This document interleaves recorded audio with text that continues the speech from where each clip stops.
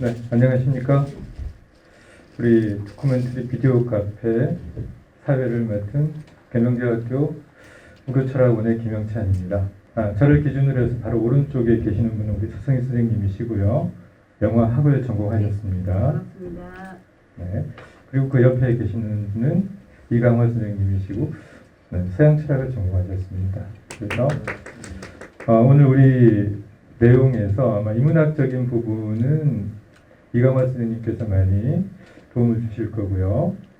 영화와 관련된 내용은 서성희 선생님께서 많이 도움을 주실 것으로 생각이 됩니다. 네, 그리고 저는 이제 교통 정리만 잘하면 되는 가장 편한 입장입니다. 켄 로치라는 감독에 대해서 우리 조금 이해를 하고 진행을 하도록 하겠습니다. 네, 맞습니다. 제가 영화사에서 가장 존경하는 감독님 중에 한 분이십니다. 제가 영화를 시작한 이후로 사실은 영화사에서 가장 위대한 감독이고 가장 존경하는 감독이라고 생각하는 분 중에 한 분인 켄 로치 감독님의 영화를 구미에서 함께 보게 돼서 굉장히 영광으로 저는 생각을 합니다. 이 작품 같은 경우는 많은 분들이 아시겠지만 2016년 칸 영화제 황금 종려상을 받은 작품이에요.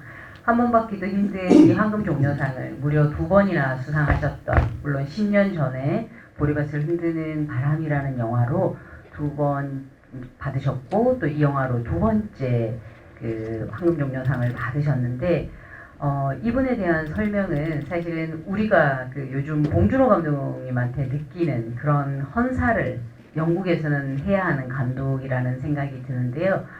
칸 영화제가 가장 사랑하는 감독입니다. 그 켄 로치 감독님의 양력을 잠깐만 먼저 소개를 좀 드리면 감독님 연세가, 이거는 이제 공식적으로 나와 있는 거니까 제가 말씀드려도 될 것 같은데 36년생이세요. 그러니까 이미 만 85세이십니다. 그러니까 본인도 사실은 이미 정년, 자기는 이제 은퇴를 하겠다라는 선언을 지금 사실은 몇 차례 지금 번복을 하고 계시는, 이유가 있는 번복을 하고 계시는 중이세요.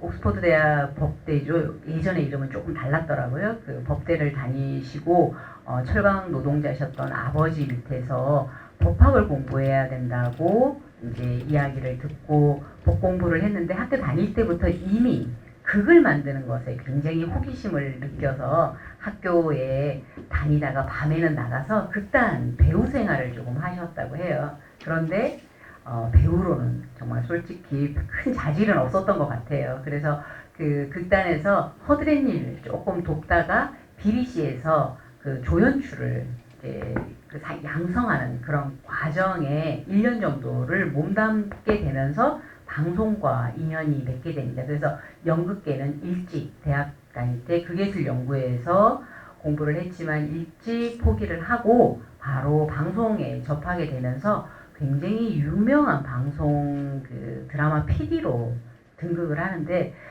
저희 세대만 해도 사실은 잘 모르는데 제트카라고 하는 그 우리나라에도 수입된 적이 있는, 이후에 한 10년 이후에 수입된 적이 있는 그 유명한 드라마를 찍었던 감독이기도 하고, 그리고 당시에 그 BBC가 굉장히 다큐멘터리, 그것도 사회 사실적인 풍의 다큐멘터리를 굉장히 그 도와주는 한 그런 방송국 경향 때문에 그 잘 나가던 PD였는데 영국도 서서히 그런 사회주의적인 색깔을 버리고 자본주의적인 색깔의 작품만을 선택을 하면서 점점 더 방송국에서 설 자리를 잃게 되면서 본인은 그 영역을 조금 더 넓힐 수도 있고, 그리고 자기 이야기를, 색깔을 완전히 드러낼 수 있는 영화 쪽으로 오시게 된 게, 첫 작품이 1967년에 있었던 그 푸어 카우라고 하는, 불쌍한 암소라고 하는, 우리나라에도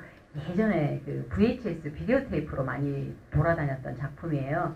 그 푸어 카우라고 하는 작품으로 시작을 해서 1970년에 캐스라고 하는 작품을 보면 이제 그 정도가 되면 완전히 켄 로치 감독의 작품 세계가 이제 구축이 됩니다. 그 이후로 그의 필모는 50편 정도에 달하는 다큐멘터리와 그 극장에 상영되는 극영화를 만드셨어요. 그래서 한국에 수입돼서 정식으로 개봉된 영화는 20여 편에 이루고 있습니다. 한 영화제 황금 종려상은 모두 2편을 받았고요. 그리고 또 한 영화제 초청받은 작품은 1990년대 이후로 거의 매년 아니면 경연으로 만드셨는데 단 한 번도 빠지지 않고 칸 영화제에는 초청을 받은 칸이 사랑하는 감독으로 아주 유명한 감독입니다. 대단한 액션이나 큰 활동 같은 것들은 없는데 영화를 보시면 아시겠지만 긴장감을 놓지 않고 쭉 따라가게 만드는 연출력은 좀 상당히 뛰어난 것 같습니다. 이 부분에 대해서 간단하게 우리 한번 살펴봤고요. 이제 영화를 이해하는 데 있어서 조금 더 이제 도움이 될 수 있는 거는 이 영화가 만들어진 시대적인 배경 또 사회 문화적인 배경을 이해하고 넘어가면 조금 더 이해도를 높일 수가 있습니다. 그래서 배경 지식을 조금 얻는다는 측면에서 지금 영화 속 배경 그러니까 한 2010년부터 15년 요쯤에서 영국이 처해 있던 이런 상황들이 가능하게 되었던 그러니까 이 상황들을 연출하게 된 그 이전의 상황들까지 해서 조금 이야기를 들어보도록 하겠습니다. 이광화 선생님께 부탁을 드리겠는데 냉전 시대하고 이제 신자유주의와 관련되어서 그 시대적인 배경을 좀 간단하게 설명 부탁드리겠습니다. 우리 아다시피 유럽에서 사회복지제도가 최초로 시행된 것은 독일의 비스마르크 시대입니다. 19세기 말에였죠. 19세기 말에 유럽에서 복지제도가 시행된 가장 큰 이유는 그때부터 유럽에서 이런 막사주의 사상이 유럽의 전반적으로 가장 큰 영향력을 가지고 사회 정치인으로 대두되었죠. 사실 비스마르크는 엄밀히 말하면 매우 보수적인 정치가 난다. 그럼에도 불구하고 독일에서 복지제도를 가장 먼저 시행한 이유는 비스마르크의 관점에서 본다면 복지제도를 어떤 방식으로 시행하지 않고는 즉 다시 마르크스 말대로 그대로 계급투쟁을 방치한다는 것은 결국 자본주의 국가의 미래에 대해서 무책임하게 방치하는 것이다. 그래서 바로 이제 비스마르크 시대부터 유럽에서는 복지제도가 시행됐고 그 다음 다른 모든 유럽 국가들이 이른바 복지제도를 같이 이제 참여했죠. 특히 그 중에서 영국은 복지제도에 대해서 매우 모범적 국가였습니다. 우리 유인물 잘 나옵니다만 소위 요람에서 무드까지 영국 유명 경제학자 비버리지 말이죠. 영국이 복지제도가 잘 된 가장 큰 이유는 딴 거 없습니다. 식민지 가장 넓으니까 식민지로서의 착취 과정도 결과물도 가장 정확했죠. 그걸 바라본다면 영국이 어쨌든 복지제도가 모범 국가였고 다른 모든 대부분 나라들은 영국을 모델해서 어떻게 하면 유럽 복지제도가 어떤 방향으로 나갈 것인가 대해서 늘 염두에 두고 시작했죠. 근데 그러다가 이제 2차 세계 끝나고 그 광대한 식민지를 상실하고 이른바 전쟁에서 이기긴 했습니다만 새로운 신흥 국가인 미국에 비한다면 영국은 결국 1위 국가 전락했습니다. 그런 차에 물론 그 마샬 플랜이라든지 기타 영국의 미국의 경제적 지원이 있었습니다. 그러나 영국은 그때부터 점점 어려졌는데 결정적인 것은 우리 아다시피 이른바 70년대 오일 달러죠. 오일 쇼크죠. 오일 쇼크 때문에 영국, 프랑스 대부분 나라들이 매우 경제적 어려운데 특히 식민지도 거기서 상실하고 이른바 그 당시에도 북해 유전도 발견되지 못한 영국은 경제적으로 매우 큰 곤란에 처했습니다. 그전까지부터 영국에서 노동당이 계속 정권을 잡고 있었죠. 그러다가 70년대 그 경제적 어려움을 계기다가 79년에 이른바 보수당이 권력을 잡게 되는데 그때 보수당이 권력을 잡게 된 가장 어떤 주도적인 인물이 보루라다시피 이른바 대치였습니다. 나가는 대치죠. 그 당시에 이른바 우연히도 일본의 나카소네, 그 미국의 레이건, 그 다음에 영국의 대처, 이 세 사람이 이른바 소위 신자유주의를 부르짖으면서 거의 비슷한 정책을 쓰면서 그 전까지부터 그나마 케인즈주의 사상이 조금이나 남아있었던 유럽에서의 어떤 진보적 모든 경제 정책을 180도로 전복시켰죠. 특히 그 중에서 가장 상징적인 나라가 바로 영국이었습니다. 그리고 영국의 그런 소위 신자유주의 내지 보수주의 정책을 가장 주도적으로 이끌어간 사람이 대처였죠. 그래서 사실 케노지에 와서 많은 부분이 대처 시대의 대처의 정책에 대한 부정적인 그런 견해가 많이 그 배경을 가지고 있습니다. 그런 거라고 한다면 이 영화도 물론 그 후에 몇 번 보수당 노동당이 몇 번 역할보다 했습니다. 그러나 어쨌든 대처 시대 때 형성된 미국, 영국의 그 경제 정책의 기본 틀은 그 후에 토니 블레이라든가 네버 지금 노동당이 권력을 잡았음에 불구하고 그때 형성된 그 경제 정책 기본적인 시스템은 바뀌지도 않았죠. 또 방금 우리 선생 말씀하셨습니다만은 그 켄 로치는 영국 감독 중에서 매우 양심적인 감독입니다. 다시 말하면 이런 경제적 문제를 매우 진실하고도 정직하게 그려낸 감독이죠. 영국은 이른바 소위 그 여러 가지 이유가 있어가 이른바 영국 영화가 그 세계 시장에서 두각을 나타내지 못합니다만 가장 큰 이유는 어느 문제겠죠. 즉 다시 말하면 미국과 같은 영어를 사용한다는 이 결정적인 사실이 영국 영화가 세계 시장에서 두각을 나타내지 못한 가장 큰 이유입니다. 헐리우드 영화가 전 세계 영화 시장 80% 차지하는데 영국 영화가 거기에 끼어들 틈이 없어요. 심지어 영국 관객들조차도 미국 영화와 영국 영화 구별하지 않습니다. 그러고 영국 재능 있는 감독들과 영화 배우들은 그저 기회만 있으면 헐리우드 가기 위해서 안간힘을 쓰죠. 안 된다. 안 된다는 정도로. 그런 과정 속에서 영국 영화가 그러면 영국 영화가 세계 시장에서 남들 두각을 나타내기 위해서 어떤 소재를 채택해야 되지? 라고 하면서 하는 기술은 이제 과거에 영국에 잘 나가던 시대, 제국주의 시대를 연상시키는 여기 나옵니다만 반지의 제왕이라든가 해리포터라든가 그다음 체급파이 불의 마차라든가 등등등 이런 1년 영화들이 가끔은 세계 영화제에서 유수한 영화제에서 상을 타고 합니다만 그러나 엄밀히 바라본다면 영국 영화가 채택한 대부분 소재는 아까 말대로 이런 소위 2차 세계대전 이후에 영국 제국주의 상징하는 그런 영화들이 많습니다. 그걸 바라본다면 켄 로치 감독 상당히 정직하죠. 그리고 무엇보다도 켄 로치 감독 자신이 자신 스스로가 늘 공부하다시피 영국 감독관도 나는 유일하게 막스주의자다라고 말할 정도로 그걸 바라본다면 아마 영국 영화가 앞으로도 지금까지 그랬듯이 세계 시장에서 그렇게 큰 두각을 나타낼 가능성이 별로 없습니다. 헐리우드가 늘 밀리니까. 그럼에도 불구하고 어쨌든 켄 로치 같은 감독이 영국이 존재하고 또 켄 로치 감독에서 이런 소위 단지 영국 사회뿐만 아니라 영국 사회가 상징이 되는 이런 소위 우리가 흔히 말하는 이런 소위 자본주의의 문제점, 특히 80년대를 넘어오면서 전 세계적으로 번성한 신자유주의 이런 식의 어떤 매우 경직된 다소 반인간적인 이런 식의 정책에 대해서 이렇게 신랄하게 매우 그리고 정직하게 그리는 감독이 있다는 사실은 세계 영화계로서는 큰 축복이라고 볼 수 있겠죠. 그리고 또 이 영화와 직접 관계된 건 아닙니다만 영국에서 최근에 소위 특히 80년대 이후에 밑에 그 유행어를 나온다.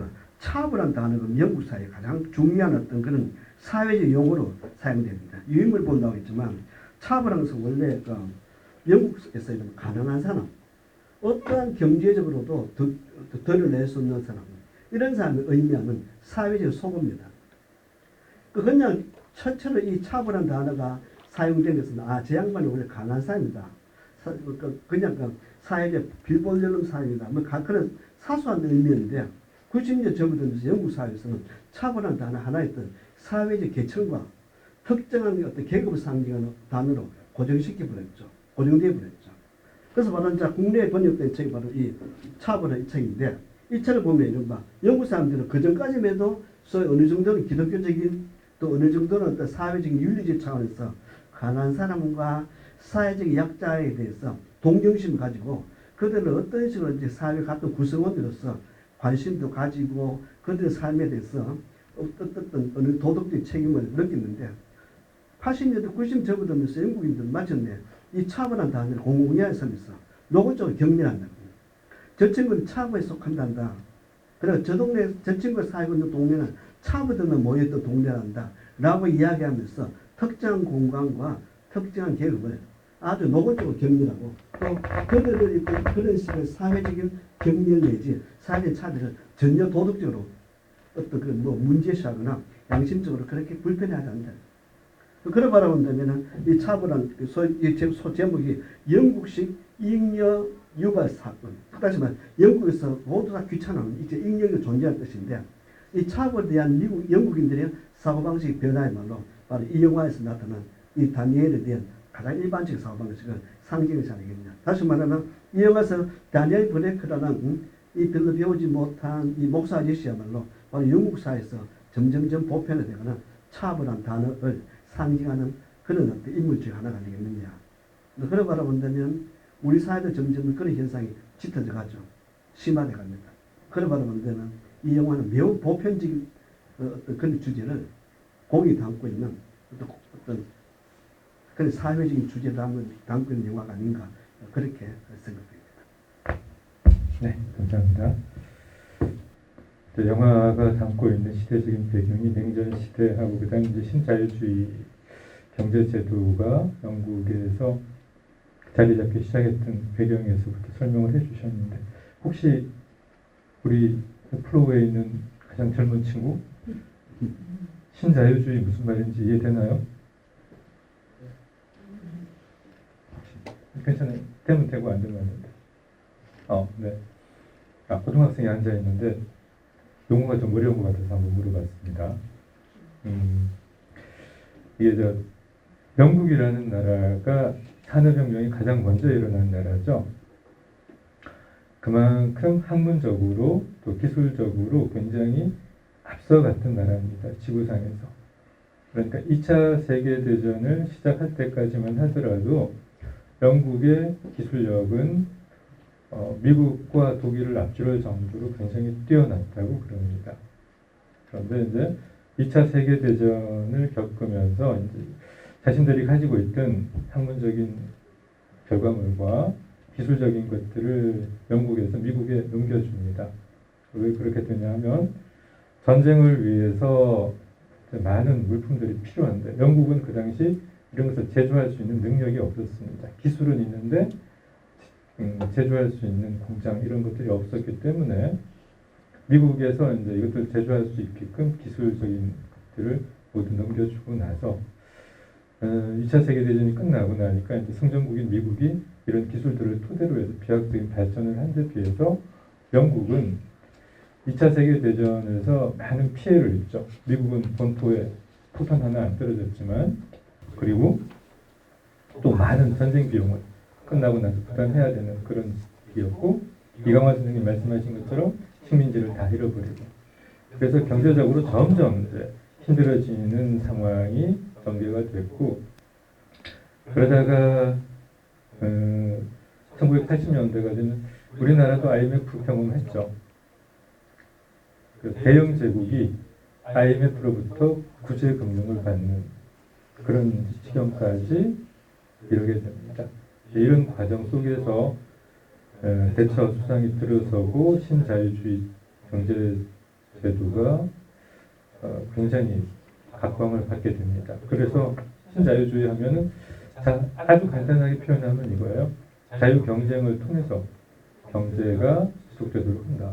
자, 그래서 이 당시에 됐던 게 국유화되어 있던 모든 시설들이 다 민영화됩니다. 철도 민영화되고 의료 시설 민영화되고 관광, 전기, 수도 다 민영화가 됐습니다. 민영화가 되면 경쟁을 통해서 가격이 더 다운되고 좋은 서비스가 제공될 것이다라는 게 이 경제학자들 논리였는데 막상 뚜껑을 따고 보니까 질은 떨어지고 굉장히 비싼 서비스를 제공받는 이런 현상들이 지금 벌어지고 있는데 이 당시에 이제 역화가 지금까지 이렇게 남아 있고 이강원 선생님 말씀하신 것처럼 이제까지 없던 새로운 계층이 생기게 되는 거죠. 차별하고.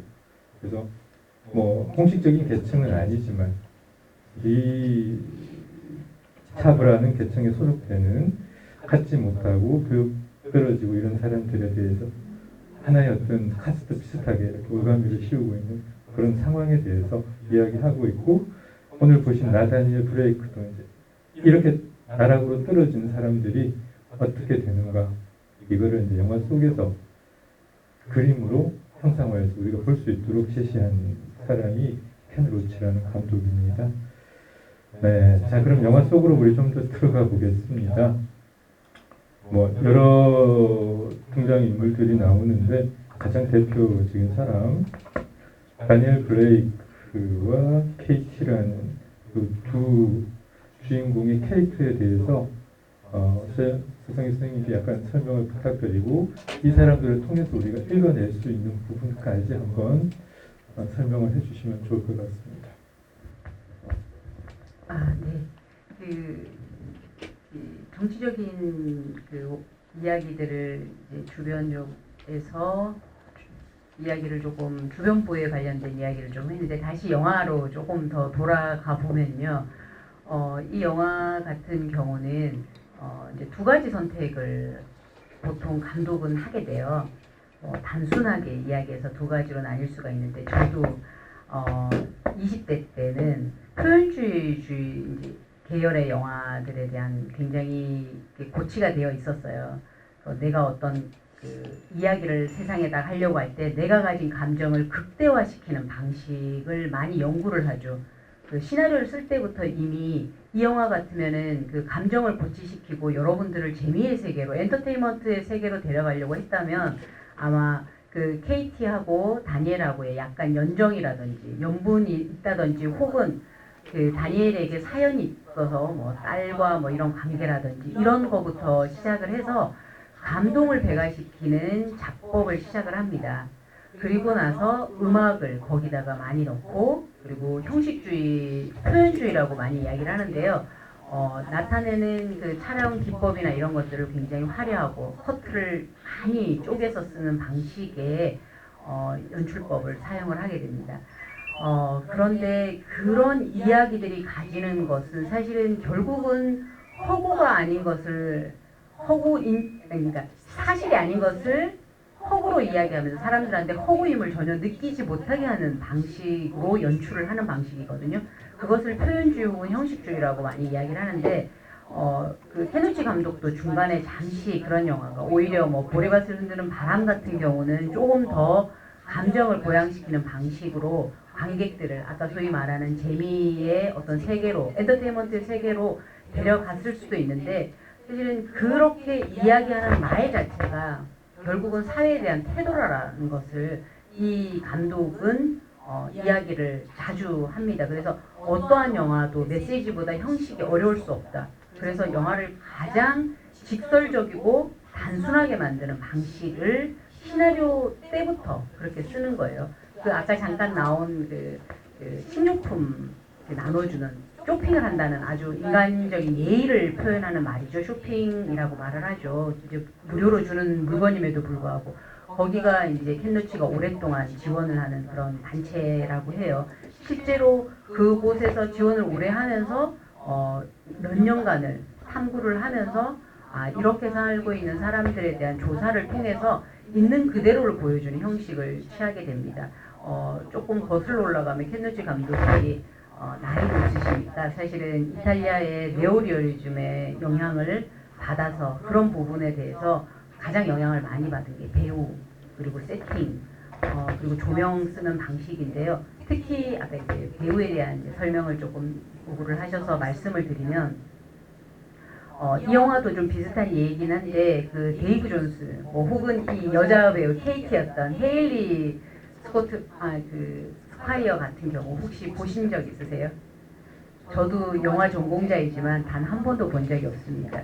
왜냐하면 이런 사실주의적인 감독 그리고 모든 그 사람들의 감정을 억지로 고양시키는 부분을 모두 다 배제하는 사실주의 계열의 감독들은 대부분이 진짜 배우들을 쓰지 않습니다. 가장 유명한 예 같은 경우는 실제로 그 빈민촌에 살고 있는 친구들을 캐스팅하는 방식이죠. 이 영화에서도 그 켄노치 감독이 쓰는 방식이 그 배우들을 이제 오디션을 보는 과정에서 뭐 보통 저희가 이제 오디션을 보러 가면 주로 어떤 방식을 쓰냐면 뭐 대본을 주면서 쪽대본 주면서 막 이렇게 이제 이렇게 연기를 잘하는가 이걸 보거든요. 근데 켄노치 감독님은 지금까지도 그 50편 가까운 영화를 찍으면서 단 한 번도 실질적으로 이야기를 연기를 해보라고 하지 않는 거죠. 그러면서 물어보는 거죠. 천천히 당신의 아버지의 직업은 뭐였냐를 물어보는 거예요. 그래서 오늘 보신 오늘 나다니엘 브레이크에 나왔던 다니엘 브레이크 역의 그 데이브 존스의 아버지가 목수였고 나는 이런 성장 과정을 겪었고 그리고 중앙 그 런던 쪽에 이게 그래도 조금 잘 사는 수도권이 아니라 북유럽 쪽에 정말 그 탄광이 무너지면서 가난해진 지역에 가정 형편을 가지고 있다라고 이야기를 하고 물론 그 여배우도 마찬가지입니다. 헨리 스쿼어트 같은 경우도 저도 처음 보는 배우인데요. 그 배우 같은 경우도 오디션을 보면서 저런 상황에 처했던 경험들이 어느 정도 있어야지만 배우로 캐스팅하는 그런 과정을 이제 거치게 되는 거죠. 그런 배우들을 통해서 시나리오 전체를 주지 않고 항상 그 쪽대본이라고 하는 며칠 분량 혹은 그날 찍은 분량의 시나리오만 주면서 뭐가 제일 중요하냐면요. 실제로 내가 정말로 그렇게 굶었을 때 혹은 그 생리대를 슈퍼에서 훔칠지 말지를 고민했을 때 그 눈빛을 찍는 거죠. 너라면 당신이라면 이 경험치가 있는 배우에게 시키고 싶어 하는 거죠. 그 경험치가 없는 배우들은 자신의 배우가 될 자격이 없다라고 생각하시는 거예요. 사실주의를 지향하는 감독이기 때문에. 그래서 이 두 배우를 굉장히 이 고통을 모두 다 아는 전문 배우가 아닌 비상업적인 배우 계열에서 스탠딩 코미디언이셨거든요. 이 데이브 존슨이라고 하는 사람은 그렇다는 얘기는 결국은 빈민들과 함께 웃으면서 그 삼류 극장촌에서 이렇게 우스갯소리를 하면서 돈을 벌고 생계를 유지해 나가시는 그런 분들의 그 연기가 정말로 우리가 그런 사람들인 것처럼 그 상황을 그대로 연기하도록 했고 그리고 다니고 있는 장소나 이런 것들이 이미 그 감독이 모두 다 오랜 시간 몇 년에 걸쳐서 취재한 그 장소에서 실제 있는 그대로를 찍으시는 방식 그리고 이야기를 그 스토리상 뭐 감동을 주기 위해서 혹은 음악 사용을 지나치게 해서 음악을 지나치게 사용한다는 것 자체가 저희 감정을 이렇게 고조시키는 거거든요. 이제 그런 것이 일반 관객들한테는 재미라는 요소, 엔터테인먼트 요소로 들어갈 수 있지만 그런 것을 철저히 감정을 차단시킵니다. 있는 그대로의 상황을 보여주면서 이 상황에 대한 자각을 관객들 스스로가 할 수 있는 그런 영화를 지향하는 감독이라고 이야기할 수 있을 것 같습니다. 네. 전문적으로 아주 연기력을 가진 뛰어난 배우들이 아니고 감독 자신이 원했던 상황을 어떻게든 비슷하게 경험을 했던 사람들을 캐스팅하는 것. 영화를 보시면 좀 다큐멘터리 같은 느낌이 드셨을 겁니다. 아마 이런 게 감독의 의도와 맞물려 있을 것 같습니다. 다니엘이라는 사람이 주변에 같이 생활한다면 어떨까요? 그러니까 다니엘과 같은 캐릭터를 가진 인물이 내 주변에 같이 있다면 나는 어떤 삶이 펼쳐질까? 이 사람하고 관계 속에서 또 어떻게 내가 이 사람을 대하게 될까요? 여러분들이 감독의 입장이라면 이 사람을 어떻게 활용하고 대할 수 있을까? 혹시 두 분 중에 누구든지 네. 한국 영화에도 이 다니엘과 정말 이상한 형태의 재현이 된 적이 있어요. 혹시 8월의 크리스마스 보신 분 계시면은 아실 텐데 거기에 그 한석규 씨의 아버지로 나오는 신구 선생님이 그 한석규가 아들로 나오는데 내가 곧 죽게 된다는 걸 알고 있죠. 시한부 인생을 알게 되니까 아버지한테 어떻게든 그 비디오 사용법에 대해서 알려줍니다. 근데 신구 선생님만 해도 비디오 사용법을 알 수 없는 세대예요.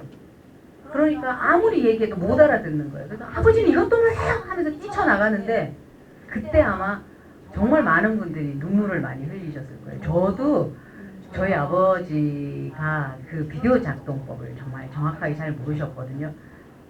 다니엘하고 이런 상황이셨다면 저희 아버지도 다니엘과 똑같은 상황에서 아마 사회에 소외되어서 어떤 일을 당하셨을지 상상하기 힘들죠. 마우스를 당연히 모니터에다 갖다 대라고 하니까 당연히 모니터에다 갖다 대는 그 상황은 저희 윗세대에서는 너무 당연한 연필 세대가 가질 수밖에 없는 그런 세대인데 여기 앉아 계시는 대부분의 세대나 우리 저기 앉아 있는 젊은 친구를 제외하고는 저만 해도 디지털 세대가 아니에요. 저희는 저런 이제 지금 20대 정도 세대가 생득적인 세대죠. 태어나면서부터 디지털이 있기 때문에 저희보다 훨씬 디지털을 빠르게 돼야지만 저희는 사실은 공부하는 세대이기 때문에 공부할 기회를 놓친 것이 곧 세상에서 완전히 도태되는 것인가에 대한 질문도 이 영화가 하고 있다고 생각이 됩니다. 지금 좀 다른 관점에서 이야기를 하고 싶은데 1990년대 후반기에 영국에서 유달리 이른바 노동 영화라 해야 되나? 어떤 그런 영화들이 많이 만들어졌습니다. 예를 들면은 연도별로 본다면은 프리스터, 그 다음에 브리스트 오프, 풀몬티, 레이닝스톤, 빌 엘리어트. 그리고 이런 대부분 영화들의 배경이 탄광 아니면 영국 사회의 가장 경제적으로 낙후된 지역이죠. 흥미로운 것은 뭔가 하면은 이런 일련의 영화들이 대부분 다 계급적인 어떤 그 갈등과 뭐 계급 투쟁까지 아니지만 계급적 갈등과 이런 바서 우리가 말했던 그런 소득 문제를 내세는 불구하고 그렇게 전투적이지 않고 우리가 흔히 말하는 이런 바 투쟁과 어떤 아주 격렬한 갈등 관계를 보이지 않았다는 사실이 가장 큰 특징이라 보여지더라고. 다시 말하면은 이런 일련의 영화들이 갖고 있는 가장 중요한 영화적 소재가 이른바 우리가 말하는 방금 이야기했는 이른바 소위 다니엘 브레이크가 갖고 있는 어떤 그렇게 큰 재능은 아니지만 남들 일상에서 중요한 재능. 다니엘 브레이크는 어쨌든 그 캐디 집에 서면서 자기 자신 재능을 이용해가 조그만 선반도 만들어주고 애들한테 그 모빌리를 합니까? 그 움직이는 그 조그만 장난감도 만들어주고. 그리고 여기 나오는 아까 그 1년의 영화 풀본티 같은 경우는 직장 이런 탄광 아저씨들이 술집에서 뭔가 춤을 춘다든가 예를 들면 브리스트 오픈 유명하죠. 탄광 있는 광부들이 애초부터 뭔가 브리스 밴드를 만들어가 음악을 연주합니다.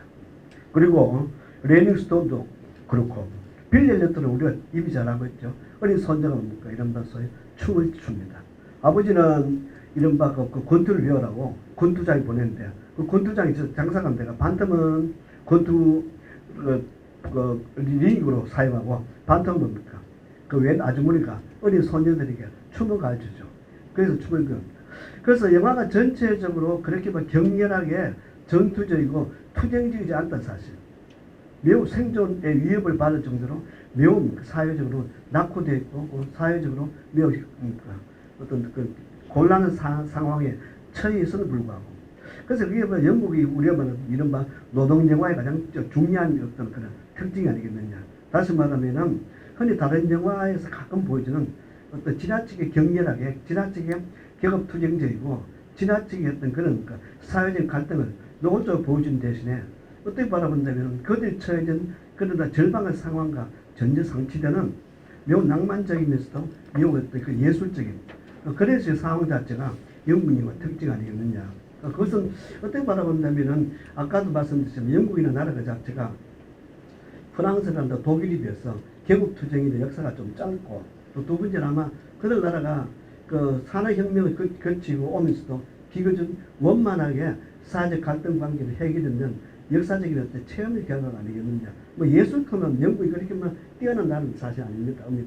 음악에 비해서는 독일이 밀리고 회화라든가 다른 예술이가 그 건축에 비해서 프랑스에 밀리고 그래 본다면 물론 문학이 있긴 있습니다만 그럼에도 불구하고 어쨌든 일련의 영화들이 예술이라는 소재를 늘 동시에 깔고 있다는 사실은 영국 역사가 혹은 영국 사회가 갖고 있는 독특한 어떤 문화 양식에 대한 또 다른 표현 아니겠는가 그렇게 생각됩니다.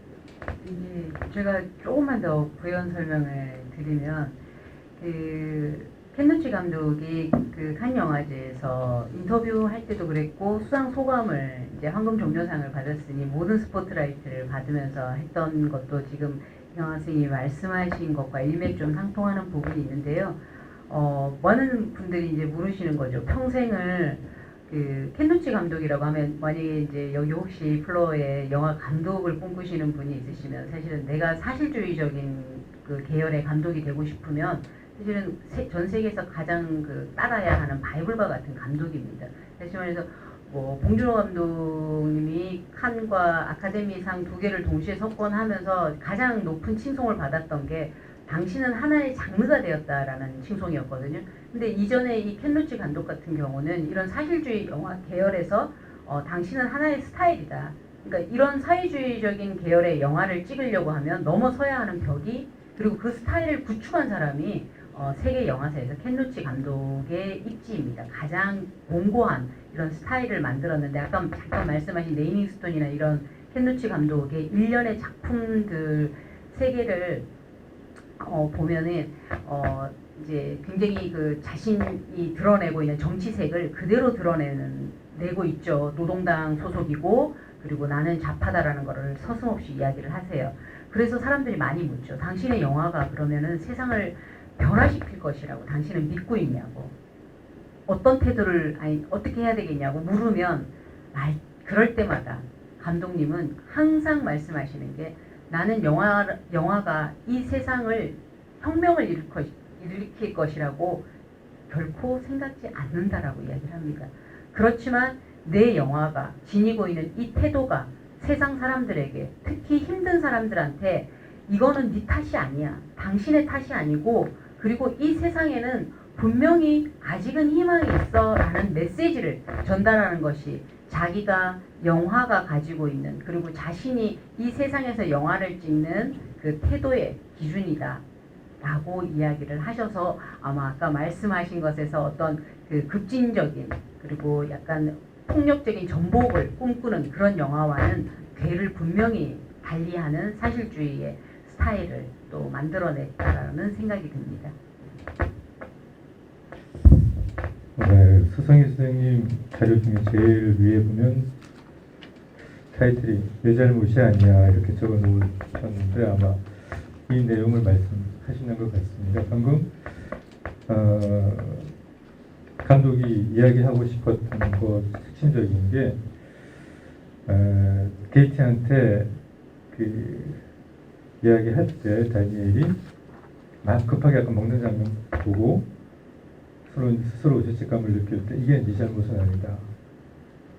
그러니까 본인에게 어떤 죄의식을 가지고서 그 가난에 몰입하지 않고 어떤 사회적인 조편성을 먼저 이야기하려고 했던 부분을 아마 다시 이렇게 말씀을 하셨는데, 저도 제일 궁금했던 게 그것 중에 하나입니다. 여기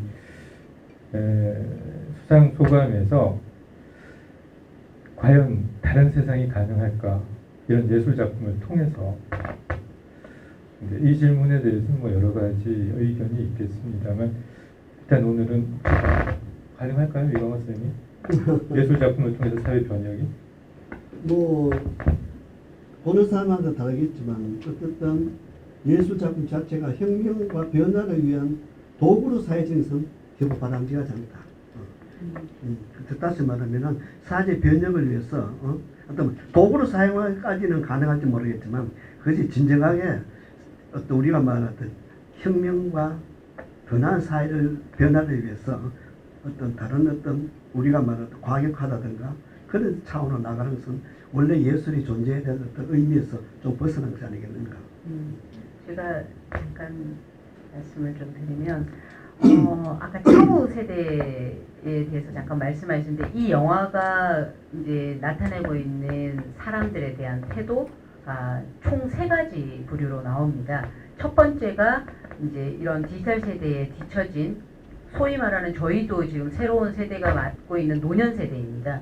사회가 노년 세대에 대한 부담을 갖기 시작하는 것이 사실은 비단 지금 영국뿐만이 아니죠. 한국 사회도 여론을 어떻게 형성하느냐에 따라서 노년 세대가 정말 우리 삶의 토대가 되었던 세대라는 인식으로 갈지, 혹은 정말 젊은 세대한테 부담만 주는, 정말 좀 솔직히 좀 없어져 주셨으면 하는 그런 잔인한 이야기를 하게 되는 세대가 될지는 우리가 어떤 태도를 가져야 하느냐의 문제라고 생각을 합니다. 그래서 2014년에 이 감독님께서 나는 이제 은퇴를 하겠다. 그때 83세이셨거든요. 그러니까 그 80대가 되면서 은퇴를 하셨음에도 다시 복귀를 한 이유가, 이전 30몇 편의 그 전에 찍었던 영화들 같은 경우는 주로 젊은 세대의 이야기들을 많이 하셨어요. 그 세대에 살기 힘든 그 청년들의 이야기나 아니면 젊은 가장들의 이야기를 했는데, 그 본인이 신자유주의가 이제 어느 정점에 들었으면서 정말로 새로운 그 그 차부 계층이라고 하면 또 다른 차부 계층이라고 할 수 있는 정말 노년 계층이 이 사회에서 완전히 예전에 그 부귀 영화를 이루었던 토대가 되었다라고 존경받는 세대가 아니라 완전히 잉여 세대로 남는 것을 보고 이 이야기를 나는 꼭 한 번은 하고 가야 되겠다라고 생각해서 아마 그 켄 로치 감독님의 영화 전체를 통틀어서도 가장 연령대가 높은 주인공일 겁니다. 연령상으로 보면 만 58세 정도 되는 주인공이에요. 나다니엘 브레이크 죄송합니다. 다니엘 브레이크가 만 58세 정도 되는 나이입니다. 여러분들도 58세에 내가 어떤 그 인식을 받으며 혹은 나는 나 자신을 어떻게 생각할지 한번 상상을 해보십시오. 굉장히 기로에 서 있는 세대인 거죠. 그 세대가 사실은 빠른 속도로 디지털 세대로 편입되지 못했을 때 어떤 상황을 겪게 될지에 대한 한 세대가 있고요. 이 영화에서 그리는 두 번째 세대가 바로 KT로 대변되는 자본주의 사회에서 한 번의 실패, 연달아 두 번의 실패를 한 사람들은 어떻게 구제될 수 있는가예요. 여러분 한국 사회에서 그 기생충에서 나오는 두 번의 실패가 있죠. 첫 번째가 카스테라 사업을 하다 한 번 망합니다. 대만 카스테라 체인점 한 번 망하고, 그리고 두 번째가 치킨집입니다. 치킨집 두 번이면 한국 사회에서 그렇게 자영업, 프랜차이즈 자영업 두 번을 딱 하다 망하면 다시 올라설 수 있을까요? 그 올라설 수는 있어. 다니엘은 너는 할 수 있어라고 이야기를 해요. 너는 할 수 있어라고 하면서 그 희망이 바로 교육이고 너에게는 책장이야 라는 말을 하는 거죠. 그렇게 책장을 만들어주는 힘이 나라가, 정부가 해줘야 하는데 치킨집 한번 망하고 대만 카스테라 망한 거와 거의 비슷한 형태로 KT가 어린 나이에 그 미혼모가 된 거예요. 그리고 이혼을 하게 돼요. 그 두 번의 실패에서 자본주의 사회에서 다시는 올라설 수 없다? 너무 잔인하지 않느냐는 거죠. 그래서 저희가 학생 때 얘기하죠. 고등학교 때 이 한 눈만 팔면 네 남편의 뭐가 바뀐다. 그거를 너무 자연스럽게 이렇게 주입시키는 이 자본주의 사회에 대해서 질문을 하는 거죠. 두 번의 실패여도 넌 할 수 있어 라고 말해줘야 한다는 거죠. 정부는. 그때 올라설 수 있으면 아 나는 예전에 이런 힘든 시기가 있어 라고 이야기할 수 있는 사람이 될 거고, 그렇지 않으면 KT처럼 몸을 팔러 가는 거죠. 거기서 가장 슬픈 거는 이 영화를 보면서 참담한 거는 KT 옆에 딸이 와서 엄마 나 신발이 떨어졌어 라고 말할 때 아 극단적인 선택을 하겠구나 라고 제가 이미 그걸 알고 있다라는 거예요. 이미 자본주의 사회에서 이 정도 나락으로 떨어지면 이제 남은 건 어떤 선택을 할 것인가, 나라도 어떤 선택을 할 것인가. 그 선택만은 하지 않도록 정부가 손을 잡아줬어야 한다라는 이야기가 두 번째 부류에서 이야기를 한 거고요. 나머지 마지막 세 번째가 바로 차이나, 그 중국 신발을 팔고 있는 계층이죠. 우리나라에도 요즘 대학사에 가서 학생들한테 뭐 하고 싶어 그러면은 꿈이 없습니다. 꿈이라고 하면은 목표만 있습니다. 돈을 벌고 싶다라고 이야기를 합니다. 어떤 수단과 방법을 가리지 않더라도 돈을 벌고 싶다고 얘기해요. 어떤 수단과 방법 안 가리고 돈 벌 건데 물어보면 하나도 계획이 없어요. 목표만 있습니다. 그 친구들이 무슨 일을 할지 모르는 거예요. 그렇지만 돈을 벌고 싶어 합니다. 그 세 계층을 우리가 그 새로운 복지를 펼쳐야 하는 세상에서 어떤 혁명이 필요한 것이 아니라 이 21세기 신자유주의 시대에는 이제는 봉기하고 빨간 깃발 들고 머리 삐두르는 이 세대는 이미 20세기의 사고방식이고, 지금 세대가 지향해야 되고 도와줘야 할 정부의 세심한 배려의 부분은 이렇게 소외된 세 계층에 대해서 배려해야 되는 상황이다라고 생각이 됩니다. 네. 그 질문이 하나 있는데, 조금 전에 이제 서동희 선생님께서 그 켄 로치 감독의 이제 전작들의 어떤 영화적 태도에서 영화들이 이제 희망을 제시한다 이렇게 말씀을 해주셨는데, 그런 형식이 정말 그 영화 관객들에게 희망이라는 것을 제시할 수 있는가 이런 의문이 듭니다. 제가 이후에 하게 될 영화를 자꾸 예를 들게 되는데 기생충에서 감독님이 그런 얘기를 했거든요. 극장을 나서면서 5만 가지 생각을 하는 영화를 만들고 싶다라고 얘기를 했습니다. 이런 그 사실주의 계열 그리고 현실 이야기를 냉정하게 그리는 영화들의 태도는 결국은 내가 영화를 보고 뭘 느껴서 어떤 실천을 해야 되겠다는 실천 그 행동 강령을 받는 것이 아니라 이 현실에 대한 그 직시를 하게 하는 태도를 이야기를 하는 거죠. 그러면서 극장문을 나서면서 이 일을 어떻게 할 것인가 라는 의문을 가지게 하는 것이 이런 영화들이 가지고 있는 태도라고 생각을 합니다. 이제부터 이 사회가 이런 상황이니 나는 객관적으로 너희들에게 그 감독으로서 제시를 했다. 이런 계층이 점점 더 상층과 하층이 벌어지고 있고 그리고 곤란한 하층은 점점 더 빈민층으로 떨어지고 있는 이 상황을 어떻게 할 것인지를 생각해 보라고 이후에 제시하는 방향까지가 이런 류의 감독님들의 태도인 것 같습니다. 선별적 복지와 보편적 복지가 있는데요. 이 두 가지는 어느 특정하게 한쪽으로 기울지 않고 그 논리가 정합성이 있는 것 같아요. 그래서 그 두 개의 복지에 대해서 좀 설명해 주시고 또 어떻게 생각하시는지 어느 쪽으로 맞는지 그런 생각들을 좀 듣고 싶습니다.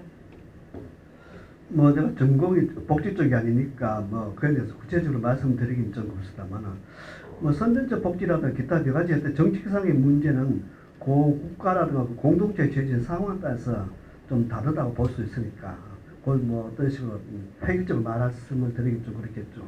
그런데 어쨌든 한 가지 확실한 것은 아까도 말씀드렸습니다만은 복지제도가 유럽에서 특히 독일에서 가장 먼저 생겼다는 사실도 그렇지만 엄밀히 본데 20세기에 와서 마르크스 사상보다도 더 큰 영향을 끼치는 사실 우리 본다면 케인즈 사상입니다.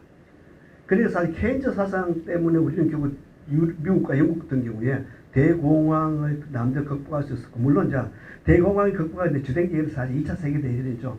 전쟁 때 워낙 많은 물건을 팔 수 있었으니까 경제가 갑자기 호황이 되고 그다음 미국과 기타 여러 자본주의 국가의 문제점이 해결됐습니다만 어쨌든 그래서 바라본다면은 그 마르크스 시가의 어떤 그 혁명이라든가 과격한 투쟁이 아니고 그 국가의 구성원들이 어떻게 어떤 국민들이 갖고 있는 가장 기본적인 삶의 문제를 기본적으로 상식적으로 설명할 수 있느냐가 바로 복지 문제고 그러면서 케인즈 사상이 큰 호소력을 발휘할 수 있는 바로 그거죠.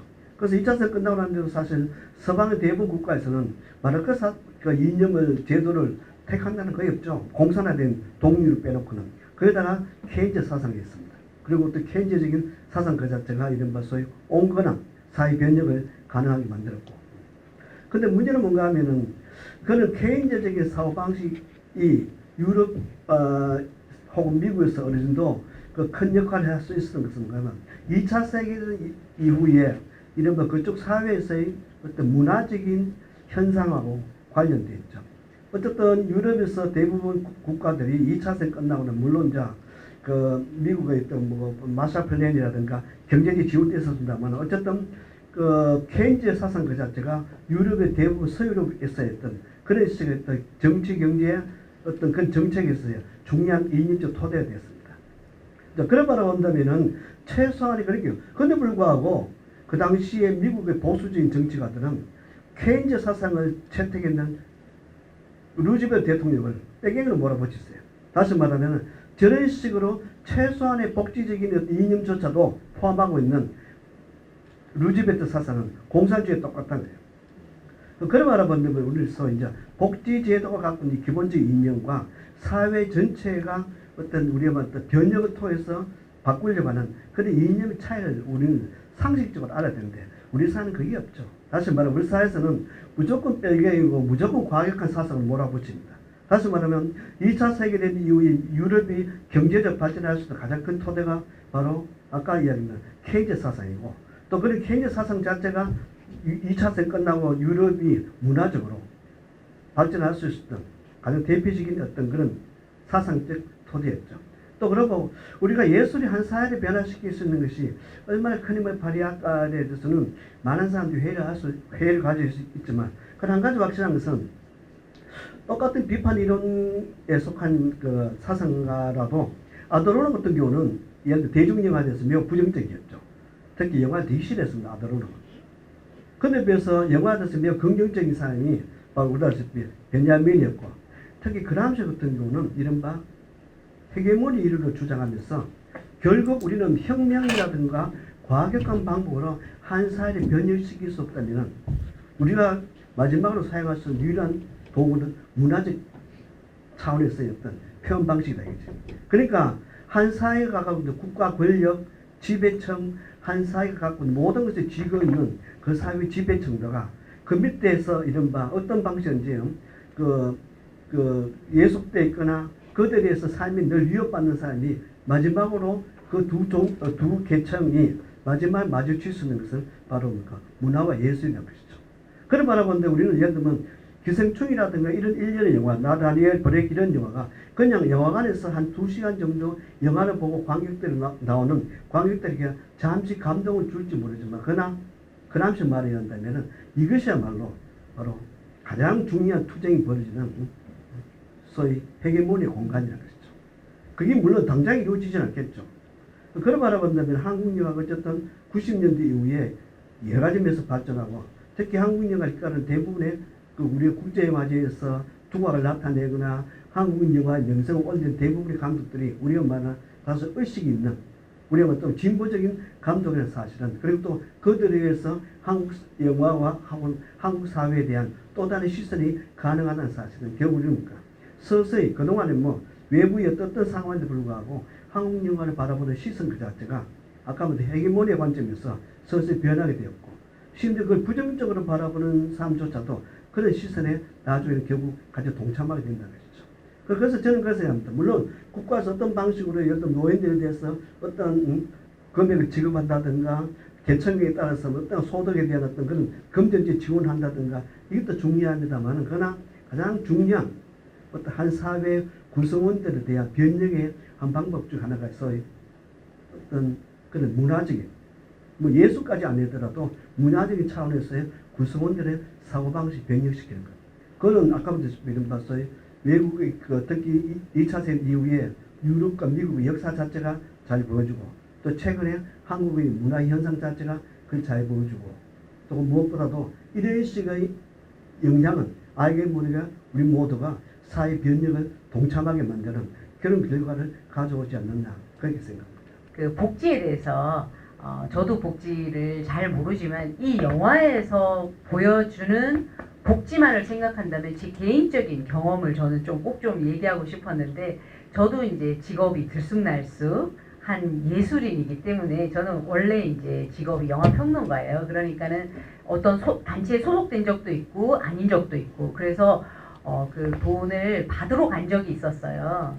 그런 경험들이 대체로 없었으면 좋겠습니다. 요즘 많이 나아졌는지 모르겠는데 1시간 반 가까운 시간 동안 앉아 있는데 정말 창피스러웠어요. 창피하다는 단어를 정말 오래간만에 떠올렸어요. 거기 앉아 있는 동안 마치 정말 내가 구걸하러 온 듯한 그런 느낌을 받았거든요. 그러면서 무슨 생각이 좀 드냐면요. 브로큰 윈도우라는 효과가 있죠. 왜 깨진 유리창에서는 사람들이 도둑질을 더 많이 하는 것처럼 사람들의 인식이 이것은 국가가 베푸는 시혜인 것처럼 계속 이야기를 함으로써 받으려고 하는 사람들이 마치 내가 일 안 하고 그냥 농땡이를 부렸거나 혹은 그냥 좀 나라돈이나 타고 쉬려고 하는 사람인 것처럼 느껴지게 만드는 그것이 오히려 더 나쁜 그런 사례를 남긴다는 생각이 좀 들어요. 그래서 정말로 필요한 사람들에게는 꼭 가야 한다.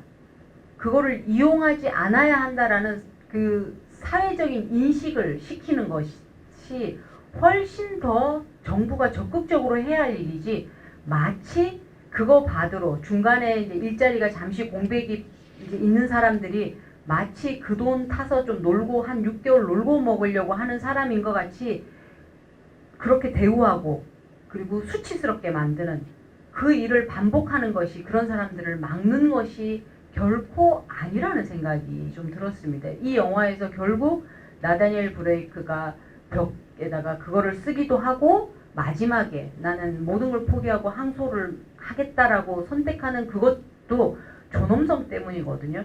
아마 그런 경험을 한 번쯤 하신 분은 인간으로서 내가 여기까지 앉아 있어야 하는 창피를 아마 경험하셨을 텐데 그런 경험을 하지 않는 복지는 권리라고 생각하게끔 정부가 또 그렇게 좀 일을 해줬으면 한다는 생각이 이 영화를 보면서 더 들고요. 이 영화가 가진 힘이 바로 복지는 시혜가 아니고 권리다라는 그 이야기를 분명히 사람들한테 해주는 것 같습니다. 뭐 한 가지 영화입니다만 나다니엘 브레이크 이걸 하나를 놓고 뭐 여러 가지 관점에서 볼 수가 있습니다. 여기서도 보셨을 거예요. 철학을 전공하신 이강호 선생님하고 영화학을 전공하신 서성희 선생님하고 생각하고 말씀하시는 게 좀 다른 부분이 있었죠. 또 같이 철학을 전공했지만 제가 또 이강호 선생님하고 보는 부분이 조금 다른 부분도 있습니다. 그래서 이제 영화를 만들고 던져놓은 건 감독의 몫이지만 이것을 어떻게 해석하고 어떻게 적용할 것인가는 관객의 몫이기도 합니다. 네, 오늘 시간이 많이 지나서 아쉽겠지만 사회자가 원래 마이크 잡으면 깡패입니다. 여기서 마치도록 하고요. 혹시 이제 더 조금 의문이 있는 건 저희들 시리즈로 아직 3번 남아 있으니까 같이 참석해 주시고 또 같이 논의해 주시면 감사하겠습니다. 네, 오늘 참석해 주셔서 감사합니다. 수고하셨습니다.